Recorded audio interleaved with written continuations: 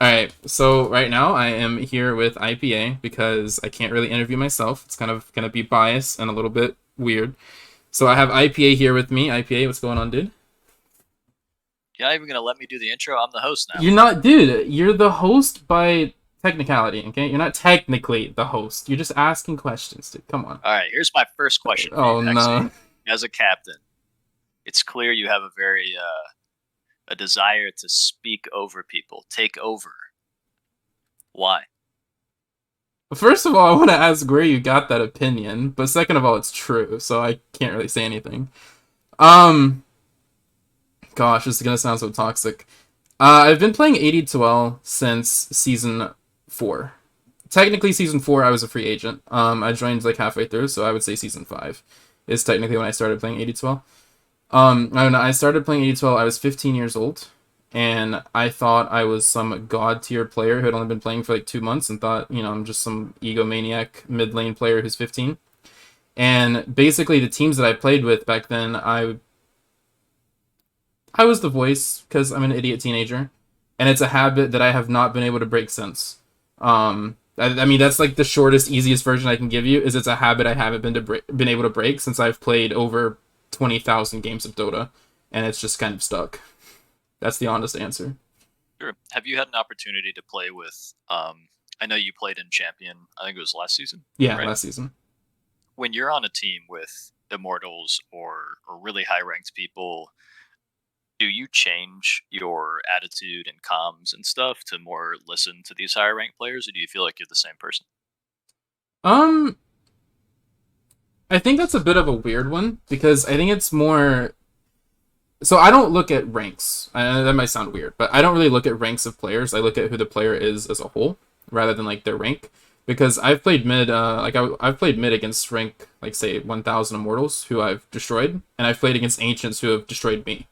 So I don't really look at rank. I look at who the player is. And so last season in particular on champ, I played with Jax. I don't think he's super well known. He hasn't played very much 80-12, but I played with a guy named Jax who was immortal, who's our safe laner. And he is not a very vocal person, like at all. Even when it's 45 minutes and he's six slotted and he should probably be saying what we should do, he just doesn't talk. And so, but I've also played on a team 3 seasons ago with an immortal who would literally tell me to shut up if I said something at like minute 30. So I think it's more of the players that I'm with, whether like how I decide to be on that team, because I've been able to be a lot quieter. I mean, I have those moments like on Lena, I one shot somebody and I start getting excited and I yell. But I think it's more of the players that I'm playing with or the players that I have like as my team. All right, cool. So you're also, and these are not like captain specific questions because I want to know you as a player as well. Oh boy. You're one of the few players in 82L that was actually adjusted. Um, did you feel like that was appropriate? Did you take that as a compliment? Were you pissed that you were like singled out? How'd that go down for you? You want to actually know how it went down, or do you want to just know the aftermath? I mean, I'm asking your opinion and feelings about it. I don't need to know like the mechanisms and like what actually happened. Okay, so um, when I first started playing Dota at 15, I mean, I think the equivalent now would be Archon. I think I was like 2.1k is what I calibrated at. When I first started playing Dota, I climbed to Divine, which was actually I climbed higher than Divine because at the time that I did it, I hit 5.8k. My dream was 6k back when I was like 16 years old. Was my dream, and I never did quite hit it. I hit 5.8 was my highest, and I kind of took a break after that because I had some some life issues going on in high school and stuff. I took a break for almost a year. I came back to Dota, and medals were still not a thing yet. I was sitting at about 5.1. Medals came out. I was Divine 2 when medals came out, and I went back to 80-12 full time because I'd been playing it before like my break and stuff.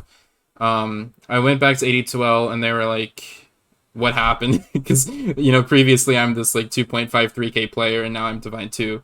And I played in 80-12 for a while. I got known as this Divine mid laner. And then when they released the update that said you could recalibrate your MMR, I should have never clicked that button. I clicked that button and went to Legend 1. And long story short, it created a lot of issues in 80-12. I became known as the sandbagger because people thought I did it intentionally at first, which was then misproven. I climbed to Ancient, and over the course of 2 years, I went as low as Archon 4, and I went as high as Divine 4. Um, Funny, it's both 4-star, but those were my highest and lowest over 2 years, and I fluctuated up and down over 2 years. I was playing 12 games of Dota a day. I was an idiotic teenager who dropped out of school and didn't work. So that was like my story of Dota up to now. And so whenever 80 happened, because I was trying to play on a legend team, so many different people had an issue with it because I had been ancient slash divine for so long. The admin said that basically because I maintained a higher rank for so long, they weren't going to allow me to play on a legend team whenever the season was starting. And that's when they adjusted me to Ancient 3. And personally, I didn't mind it. I actually enjoyed playing higher. I mean, Conk's not super high, but you know what I mean? Like, I enjoy playing higher divs rather than lower ones because when I play a lower div, like, I don't feel like I'm learning anything. Like, I like to get either 60-minute super close games or get stomped so I learned something, and I didn't feel like I learned anything in those games. So in a way, the adjustment was probably better for me as a player. Interesting. All right. Now, I've seen you post looking for team in Mm-hmm. the free agents channel before. So this season, why are you a captain instead of just searching for a team you could play on? So when I first started playing Dota, I was a player. I went to a captain, player, captain. It was basically if a team would pick me up, I'd rather be a player because it's hard to shot call as a mid. But now that I've done it so much, I don't mind doing it anymore. So it's basically if no team would pick me up and shot call for me, because that's basically what I'm looking for. When I say I'm looking for a team, I'm looking for somebody to shot call for me. If nobody would pick me up, then I would just make my own team and shot call myself. Is basically how it went. I think only once did I captain where I didn't shot call because I had a support who wanted to shot call and I was like, yes, please. But basically, if I say looking for a team, it just means I don't have a stack where I'm not the shot caller, and that's pretty much what it means. At the beginning of this season, in particular, uh, I was looking. I had this. I don't. This doesn't really leak anything because I'm not saying players.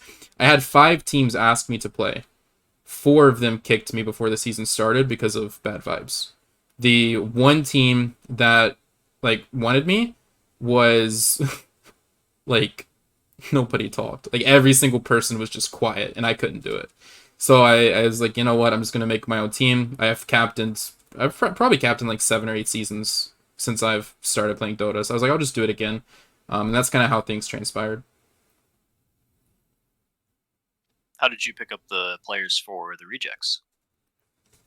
So my safe laner Profanity was looking for a team in free agents. That's how I found him. Odin was. This is actually a little funny story. Odin is like my protege. Back when I was 16, 17 years old, I actually played Dota with Odin back then. And I taught him how to play mid. I taught him Invoker. We were like really good buddies. Like we were like teenagers just getting on Dota. He played a different role. I played mid. We taught each other how to play each other's role type thing. And I hadn't talked to Odin in like 2 years. And he was just, shit posting in Discord one day, and I messaged him. I was like, "Do you have a team?" He's like, "No." I was like, "You want to come play with me?" He's like, "Yeah, full send." So that's how I got Odin. The My offlaner was a weird one. I found somebody who was looking for team and free agents, and he was a really really cool guy. I love the dude. He's hella chill. He plays really good Dota. He's communicative, and he only plays Brewmaster. He had 800 Brewmaster games. His next most played hero was like 50. We would go into games. Brewmaster would get banned, and I'm like, "Yo, what do you want to play?" He's like, "I don't know." And he's literally just like, "Pick my hero for me." I picked him Mars one game. He went 1-21, and I'm like, he's like, "I don't know how to play these heroes." I was like, "Okay, this isn't gonna work." So I grabbed Darth Walker because he was also looking for team. He was a free agent at that time. And then Marshall he basically just begged to be on my team. So I was like looking for 4. Marshall's like, "Can I join?" I was like, "No, you're a legend." He's like, "Please." I'm like, "No." And then a week later, I couldn't find a pause 4. So Odin was like, "I'll 4." And then Marshall came back and was like, "Can I 5?" And I was like, "Fine, whatever." And that's how I got my team. It literally is me and Odin and rejects is pretty much what it was, which is how we got our name too. Gotcha. Who has been the most surprising player on your team? Like you're the captain, right? Like Hmm. you expect, when you create a team, you expect players to deliver on some level. Who has been the most surprising for you in a good way, and who has been the biggest letdown? And you Oh can't answer god, yourself. dude. You Oh cannot answer no. yourself. Oh, don't do that. I'm gonna say biggest. Oh, that's hard. Do letdown first, because then you can end on a positive note. Okay, my biggest letdown. He's gonna hate me for this, but I'm gonna say Odin. I think Odin is a hell of a player. Don't get me wrong. Um, but it really something that really bothers me is when he says, "Hey, I can play this hero." Like, I'll give you an example. Grimstroke. He's like, "Hey, I can play Grimstroke," and we pick it for him in a scrim. And mind you, it was a new change that you can pop your Inkswell early, and it lasts 5 seconds now. But it was also 6 days after the patch, almost a week, when I picked this hero and we scrimmed. We get into the game at 20 minutes. We're screaming at him to pop it because there's a hero teleporting next to us after a fight, and he just doesn't pop it. And we go, Odin, you can pop that, right? He's like, what are you talking about? And it's like, do you even read patch notes? And so the 2 weeks later, we pick him Grimstroke again, this time in a scrim as well. We're yelling at him to pop his Inkswell, and he's like, oh, I forgot we can do that. And I think he had like 14 deaths that game, like 13 or something. It's like, so my letdown is that Odin says he can play heroes but can't play them. And I don't mean that offensively, because his Nature's Prophet, his Hoodwink are insane. We pick those heroes for him all the time when he performs. But a player telling you they play a hero and then they just don't play it and they perform poorly and honestly horribly is a big letdown, for sure. That's fair. Um, And your person you've been most impressed with, or yeah. has really worked out for you. I'd say it's really hard between Marshall and Profanity. Because on one level, Marshall has played well above his MMR, and I thought he was going to be the weakest link of our team. And the fact that he just communicates like this guy's like, I'm pushing out top wave, and then he goes bottom. He's like, I'm walking bottom. Like, I know where he is without looking at my map because he doesn't shut up, right? But at the same time, it's a good thing, and because he's our pause 5 and he's giving us a lot of info. So he's definitely been really helpful. But Profanity would be probably my top because he came back to this season not playing Dota for I think almost 2 years, and his first week of Dota was the week before week 1 of this season. And looking at week 1, you can our scrims and our officials, you can kind of see like he was not accustomed to Dota. I know he had a game on Monkey King, or I think he went 115. He had a game on Slark where he went, if I'm not mistaken, I don't remember the Slark game 100%. I think it was like 3-10 or something. Like, he had so many games where he would feed and he would get really down on himself. He's like fuck this, and get upset about the game. And I think he played quite a few pubs, and he has, I mean, now he's like the star of our team, right? I think Chev said that he's top 3 for GPM in all of 8012 right now. Like, he's for the past 3 weeks in a row, we have single-handedly won games because of his Naga Siren. And I think he has been, he started the season letting me down and is now probably the star of our team. Awesome. Who is the most helpful player on your team, whether it be for scouting or in-game leading? Since you're the captain and shot caller, who else helps contribute big time for what you want to do in the game? Um, I'd say probably Marshall. Um, See, my team is really weird in the fact that nobody really makes a shot call but me. It's more so they kind of all ask questions. Like for instance, it's like, can we go on this guy bottom? Even if I'm not the one being asked to go on the guy bottom, right? It's my two supports and my offlaner. They're like, can we go on this guy bottom? And they're basically waiting for either my offlaner to say yes or for me to say yes. Like Profanity will ask me all the time what his item should be. My Underlord will ask all the time what his item should be, and they're basically waiting for like my confirmation. But Marshall would definitely be, I'd say, the most helpful. As the pause 5, he is. I love the guy. He never shuts up, and sometimes it annoys me, but most of the time it is super beneficial. He's always telling us like where people are in the map, what he's doing, and what he feels like the team should be doing. And I'd say he definitely helps in terms of the end game stuff. As far as drafting, I'd say Odin. Odin definitely does the most for draft wise. Honestly, nobody on the team actually helps with draft except for Odin. So I'd have to give that one to Odin. And you did mention mock drafting, but for your prep, what is it that Odin does, and what do you typically do in a given week? So I know a lot of people in 8012 because I've been playing in 8012 for so long. So I know a lot of people's hero pools just like off the top of my head. But there's a lot of people that have despised me and hated me for quite a while. And because I haven't played with them, or maybe they're from a lower or higher division that I also didn't play against, Odin, for some reason, seems to know everybody. I don't know how, but somehow Odin knows everybody. And Odin will literally go look at people's last like 200 games, and he'll be like, yo, this guy may only have 5 Razor games, but he's picked it like against this hero in this scenario, and he's like, we shouldn't let him have it tonight if we pick this. And that's really helpful to me because my drafts are more eccentric on 5-man playstyle and what I want to have a good lane and how I can empower Profanity to have a good lane. And Odin is more so telling me like we can't let the enemy have this, and that's really helpful because against like Savage Spirits, for instance, I would have never banned Lone Druid. I think the hero is in a weird spot. I think it's only a cheese pick. And Odin basically told me, like, they're gonna pick Lone Druid. And I didn't believe him, but I went with it. I trusted him. And game one, they second picked Lone Druid. But we were ready for it. I mean, that's why we won game one. We were ready for it. And so I think Odin definitely helps in terms of, like, knowing players and looking at what they play. And, like, even when they don't play it a ton, like, he looks and finds those scenarios and helps me out with that. That's huge, actually. Having someone with that level of information to help you out, I think that actually changes how easy it can be to draft, and especially to prep. To have someone that says like, "Hey, in this situation, they're going to pick this. You need to be ready for it." Mm-hmm. Is definitely massive. Now, one of the things that you've been known for is a cheese hero player yourself. I mean, aside from your 17 other accounts, It's only. I can't say how many I might get. including the secret Batrider account that Oh you my lost against god. after Detective Chev found that out. So you're known as like a this Huskar OD player, right? Yeah. So for someone that's played, what's your total games played across all your accounts? Total Dota 2 games played. I actually checked this 3 months ago, so whatever info I give you is 3 months like backdated. Close enough. So 3 months backdated, I had just over 17,000 games. It was like I think it was 17,084 is what I'm pretty sure it was. That's a Um, lot.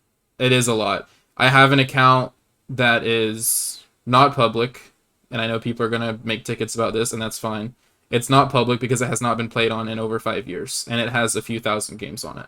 When I was learning Dota with a bunch of buddies, and that account, which I don't have access to anymore, plus all of my other accounts, is just over 17,000. So what I find so interesting is like some of those 17,000 games, right? Like the idea that you're labeled as a 2 hero player is like kind of whack. Right? It's infuriating. It's Every actually hero like, infuriating. hundreds of times, right? I have okay, outside of Death Prophet and outside of Leshrac, those are the only two mid heroes that I have never played because I never enjoyed them, if that makes sense. Like, I thought those heroes were too easy to win lane with, and they weren't fun because I enjoy challenges and I enjoy playing heroes that give me a challenge. Like, Huskar, you win lane with, but you make one wrong step at 20 minutes and they get ahead of you, you're a feeder, right? Like, Huskar can't do anything when he's behind. And so, like, heroes like Death Prophet and Leshrac, I always thought were too easy of heroes, and I didn't want to play them. So outside of those two heroes, I have over 100 games on every single mid every typical mid you could say, and then I have over 100 heroes on or 100 games on heroes that aren't typical mids that I like to play, such as like Monkey King or Mars. I have over 100 on those. Okay, that was me just trying to hype up my team. Okay, I actually only have like 30 or 40 Batrider games. Sure. Yes. Look, I'm someone who has literally picked a hero in an official and had 0 games played on my Dota 2 account. And I only have one account, so you don't have to explain it to me. I think it's not that hard to just read the skills and click the abilities. Yeah. But my question for you as a captain was going to be is I still think even though you don't like being labeled as a 2 hero player, would you agree that your OD and Huskar are rightfully feared and they are your best heroes? I'd say this is probably going to be very controversial. I'd say Huskar is definitely actually no. I'd say OD and Huskar are my second and third best heroes. Um, Well, and can you reveal your first, or it's like giving I away too much info? I will reveal it because the hero is bad right now. I'd say my first best hero is Tinker. Tinker is the hero that I learned to play Dota on, and on my main account, Gross. I and hate you even more now. okay, on my not my main account, sorry, on my first account, I have it's actually not that many. I think it's like 350 Tinker games. Um, and that was when I learned Dota was playing Tinker, and that's when I went from when I calibrated 2100 all the way up to like 5K was playing Tinker. And Tinker was like my jam. I enjoy the button mashing, and I enjoyed making people mauled by permanently sheepsticking them. That was like my jam. The hero has not been good for. I think he had one small patch about a year ago where he was good, but outside of that, he has not been good for years. And that would be my best hero. I think OD and Huskar are fair to be feared, and I think the reason for that, which this is probably going to anger people, is because they abuse people who are worse than you. If you have a good matchup on Huskar and your enemy mid is worse than you, not only are you going to win mid, you're going to punish that player. And if you punish that player well and well enough that your side lanes don't get rotated on that mid player because he can't do anything and your side lanes win as well, because I have so much experience on Huskar, it's very easy for me to close games. And I feel like that is something that a lot of people don't like. They don't like losing in 20 minutes. I mean, it's the same thing Zoo Heroes do, is they end in 20 minutes, and it just doesn't feel good to lose that way. And I respect people for banning Huskar for that. For OD, I think it's a stupid ban. I think people banning OD is stupid. I think the hero is very easily countered. I think my OD is definitely good, but I don't think it's what people think it is. And I will say that. So the reason I asked, and you kind of answered a little bit of it, is as a captain, when you have these pocket picks, right? Do you go into a game trying to give yourself enough flexibility so that you can always bust out that Huskar or OD if the draft is right and the game is right? Like, let's say nobody bans it, fucking rolling around to the 24 pick and it's a good Huskar game. Are you like slamming that down every time? Or, when are these picks like things that you target in a strategy as a captain? So this season, okay, I'll go back to season 37 actually, where my team placed top three. Season 37 was a team that I captained in Challenger, arguably the hardest league to win in Dota 2 history, according to some people. Anyway, Was damage, right? yeah, it was collateral damage Okay. with Princess, RIP the GOAT.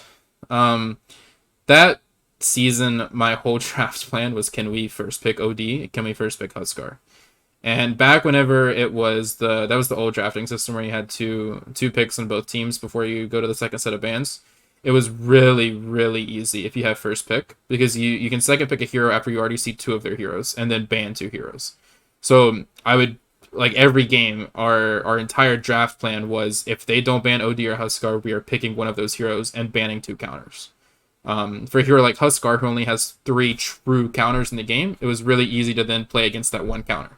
Heroes like OD, OD has a lot of counters, and the hero can actually be itemized against really easily too. But it was more so just taking out mids that I didn't feel comfortable playing against, and that was our entire draft. And it got us to third place. It did really well. I think the only times we lost were when teams banned one, like, or both banned both of those heroes first phase, but it did really well for us. This season, I had the exact same plan, right? My plan was give Profanity some farming hero, and then I'm going to first pick either Huskar or OD, or Arc Warden, actually. That's one of my first pick heroes now, too. But it was either Huskar or OD, and my team plays around me. Week 2, 3, and 4, OD and Huskar were banned first phase every single week. And we kind of changed our draft to be more of let's play meta and let's see what we can do with that. That's why we started picking like Martial Warlock. We picked Nature's Prophet for Odin. And it started working really well for us. And it started working so well for us that people actually stopped banning Huskar and OD. That's why 2 weeks ago we actually got to pick OD in the second phase. I snap picked it. I think it was third pick. I snap picked it and we won. It felt really good. So I don't know. It's our draft doesn't really centralize on that anymore. But it's still one of those things that if they let it through, we definitely talk about it like in our comms. It's like, can we husk our OD first pick? Yeah, I can appreciate that information. Yeah, you're gonna Let me write that down for your let me drafting, finish writing these notes real quick. Nah, I have a feeling we will not play each other at all this season. I think which that is kind of is sad, the but current yeah. trajectory. All right. So you asked a similar question, but if you have, do you have issues with your players in fighting? Like getting heated. Yeah, I mean fighting within the team. So I will be 100% honest. This is the most PMA team I've ever played on. Okay. Um, I actually have my Twitch VODs of 4 of our weeks this season. So if you don't believe me on what I'm about to say, you can watch the VOD. I have not had a single player get mad at another player except for when I got mad at Marshall one time. That is the entire like in all what is it 7 weeks that we've played now. The only time somebody has gotten heated was once, and it was me getting mad at Marshall. And when I said what I said, Marshall did not get offended, and he was like, "You know what? You're absolutely right. I'm sorry." And he changed what he was doing, and we actually won that game. I have not had any issues with any player. They haven't had any issues with me because I actually make sure I'm one of those people who was super toxic in my past. I mean, I was an egomaniacal mid laner who thought I was the best player in the world, and I would yell at my teammates. It's a bad history. I know it's kind of like why I got a bad rep. Um, but I like this season. I'll ask people after a game. It's like, hey, I know I said this kind of sternly. Like, there's no offense taken, right? Or like, I didn't hurt anybody's feelings or anything, and nobody has had an issue with me this entire season. And Odin is a fucking vibe, dude. This guy is like, we're 50k net down, everybody's feeding, and Odin's like, guys, I almost have my fucking Atos on Hoodwink pause 5. We can do this, and it's like, people want to laugh at him, but it's vibes. Like it brings us together, honestly. I thought Darth Walker bullies Odin. So yes, he does, but they've been friends for many years, and it's more so Odin annoys Darth Walker, and then Odin thinks it's funny that he annoys him, and he thinks it's funny that Darth gets annoyed. So it's more so their like friendly banter. They've actually never been mad at each other. But there was one VOD I have on my Twitch of Darth yelling, like literally yelling at the top of his lungs at Odin to pop it was the Grimstroke thing. He was yelling at him to pop the Grimstroke E, and he didn't do it. And Darth's like, "Do you even read the fucking patch notes?" It was pretty funny. But they're friendly banter. So Good. So, do you have anything you want to say before the last question? Anything you want to add that maybe you're afraid I won't touch on? not really. The only thing I want to say is teams, please pick me up. I am not the toxic asshole I used to be. When I was like 19 years old, I was a toxic piece of shit. I will admit it, but it has not been me for the past year and a half to 2 years, and I don't want people to have that same like I guess perspective of me. That's fair. All right. My last question to you. Mm-hmm. This season there was some drama, if you want to call it that. But let's say like there is definitely a difference of opinions on how the "I am greater than I was" team should have been handled. With Balbino getting kicked and CJJ, I think Yeah. GG maybe getting kicked. Um, one of my questions for you is, as a captain, how do you feel about the idea of picking players to improve? And how appropriate do you think that is in the setting for Conqueror League? Wow, you really want this one to get controversial, don't you? I'll give you my take first if you want. I Give you mean, some if time to think if you on want it. to if you want to give your little take, go ahead. I'll give you the short version. Yeah. Then you can kind of collect yourself and give your answer. But my opinion is, if you are, and this goes like for the broader scheme of things, I think if you are here with the intention to, like, your only purpose is to try and win whatever league it is you're in, right? Like, you're in Warrior, you're in Voyager, you're in Conqueror. Like, I am here to be the best, form the most stacked team, and beat all of these other people that are my rank. My opinion is if that's your mentality, I would encourage those players and captains to just play in Heroic and Champion League. I think if you're intending to be the best, playing against people that are around your MMR is really just lying to yourself.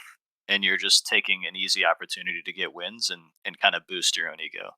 And I think if you're actually a serious Dota player who feels they're warranted to be a champion and to actually compete, I think these people should be playing up in the leagues instead of just trying to take advantage of value MMR players at their rank to build the most stacked team. That's a fair take. I 100% respect that. Um, I do thank you for letting me collect my thoughts. I had my opinion on it, but it was more like bits and pieces. Um, okay, so I was very annoyed about it because as a captain I've been playing for so long and I've captained so many teams, I have never kicked a player once. Like once the season starts. Sorry, I should probably preface that. I've kicked people before the season starts, like when we're trying to get our roster situated. But I have never kicked a player in the history that I've been playing 82L once the season is officially like underway. And my reasoning behind that is because I feel the only need or the only reason there should ever be to kick a player is one, they have IRL things that they genuinely cannot play Dota anymore, or two, toxicity. And I don't mean, you fucking played horrible this game, like go uninstall. I mean like genuine attacking people, you know what I mean? So I think that it was completely stupid. I actually talked to Chi personally because he came and stood in for me for a scrim, actually the day after he got kicked. And it was sad. It was really sad because he told me personally that he didn't know he was being kicked. It was a spur of the moment decision that he was not in on, and he was pretty confused at first because he thought they weren't doing terrible, they weren't doing good. He just thought they were middle of the pack, and he was not. He was confused why he was being kicked, and I thought it was a fucked up decision, um, because you know what I mean, like the night before their supports like won them the game. Like, I don't know if you saw that clip of the Earthshaker rampage or almost rampage, but like their supports won them the game, and then they're kicking him the next day. It was really weird to me. And the fact that this guy Chijiji, he was new to 8012. It was actually his first season. He didn't really know many people, and he really enjoyed it. If you look in his free agents post from before he got picked up and afterward, or like after he was kicked, he said that like he enjoys 82L and he just wants to play Dota with with some like-minded people. And I thought the decision was very brutal, and I did not like it at all.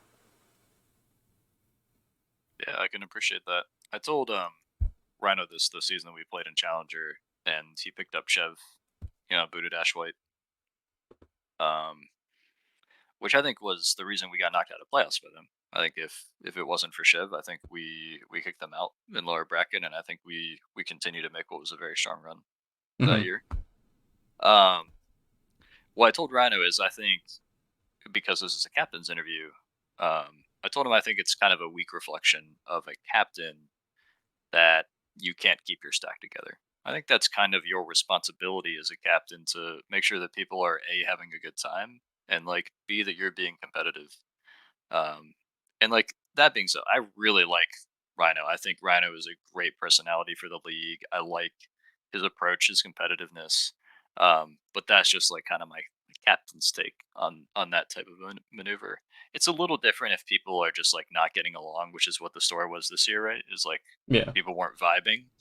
Um, and, I think everyone should have a good time. So like, I don't know if you should kick people because of that, because obviously I just said that's your job as a captain is to make sure people are having a good time.